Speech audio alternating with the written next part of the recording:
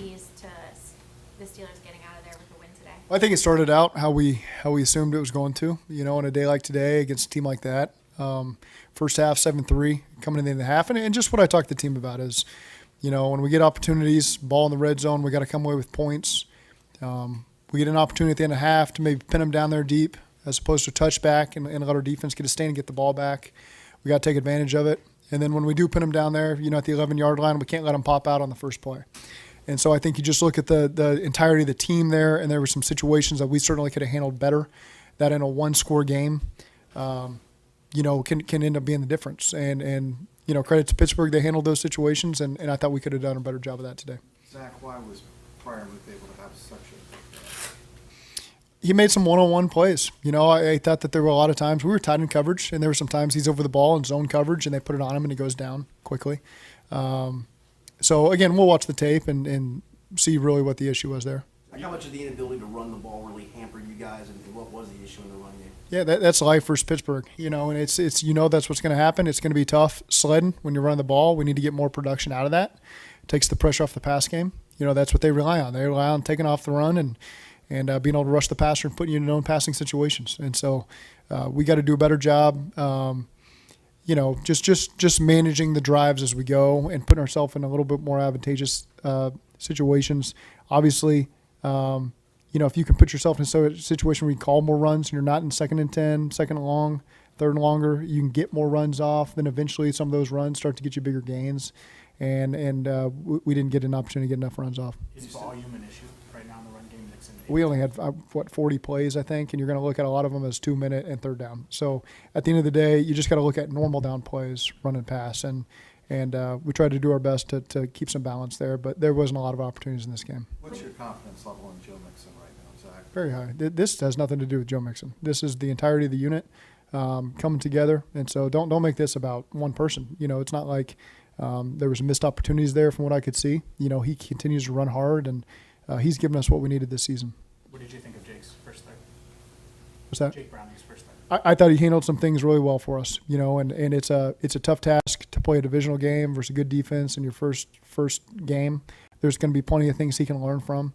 I told him just walk him. This is just the first chapter in his story, of getting to play a real football game and getting a chance to assess his performance and rebound and move forward and still have all the confidence in the world, Jake. Was Chase Brown able to run the ball today, or was it? We just didn't have any opportunities. Mixon had 8 carries, and so you take away 1 or 2 of those, and he gets 6. So again, we need more snaps. We need to get more first downs that give us more snaps. That can be defensively, getting them off the field a little quicker, so we get more possessions. But at the end of the day, I think the offense has got to find a way to generate more production, get points on the board, keep the defense off the field, and take some of the pressure off of them. There were some penalties. Looked like there were some miscommunications. Can you pinpoint, why that's been happening and how you can fix it at this point in the season? The ones that stand out to me, there's no PI. That's a bam play. We are going to be blocking downfield after the catch. It's just a timing issue of when you can do it, and I think they dropped a defensive end, and so it happened a little quicker than you're really planning for it happening, and so that's unfortunate there. And I know we had a false start one time on a 3rd and 5 that put us in a 3rd and 10, and so we cannot have that. That's a communication issue that we got to be better at. And so again, things that we got to continue to just assess them all as a whole and see.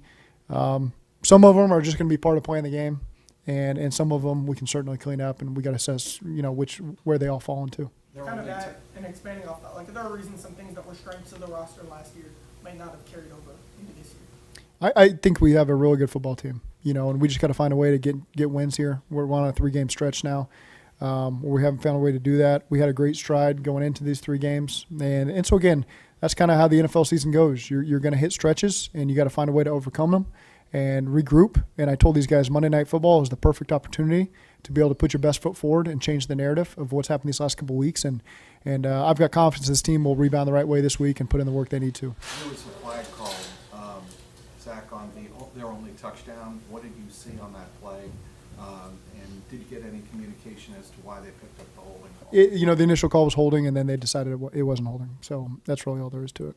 Is it even more frustrating when some of the same themes continue to happen on the defensive side of the ball, whether it be explosive plays and shoring up the run defense? They keep points off the board. That's what we want. And to hold them to 3 points in the first half. I feel like offensively we can do more on that first drive of the second half to build a 10-3 lead or 14-3 lead maybe. And then the defense can really play the style of ball that they want to play. And so, again, we'll assess the performance by everybody and what we need to continue to improve on. I saw some really positive things from our defense tonight as well. Is that where you'd say the game turned a bit in their favor, is that interception? Well, I think just the turnover battle in general is something we preached all week. And we ended in a tie. We had the lead in halftime. You got to find a way to get one out on defense or special teams. That was a big part of it, so that factors in as well. And we just got to do a great job protecting the ball. How much was kind of what you wanted to call similar to what you would had Joe been able to play?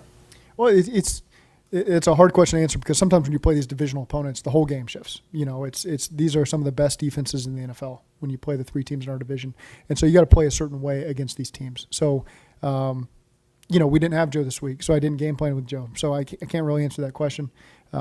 Just know that we got to be situational sound. We got to win the turnover battle. Can't have the penalties that we had today in order to win games like this. Logan got nicked up at the end there, do you know? I think ankle. Don't know the severity of it. Again, there was only a couple plays left in the game, so unknown whether or not he could have come back. Big picture-wise, how big of a dent does this put into what you want to do, where you want to go? Yeah, we have to move our focus forward. There's nothing we can do to change this one, and it's important that these guys and I trust that they will. The leadership's going to continue to step up. These guys are going to remain close. Our attention to detail has got to continue to be sharp, and just find ways to win in December. And that's this team has shown the ability to do that in the past.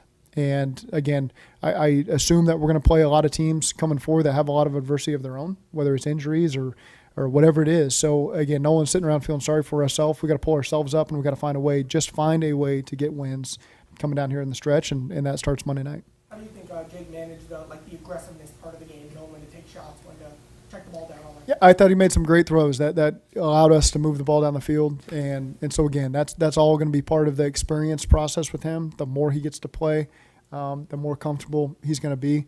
They had that's one of the better defensive lines in the NFL. And so they pose a lot of issues, and the truth of it is when you get behind and they get to really play to their strengths, that becomes a challenge. And for a guy in his first start, we got to do a great job taking that pressure off of him and finding a way to play with the lead.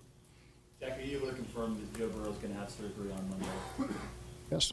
Do you expect to have a full recovery? Yes.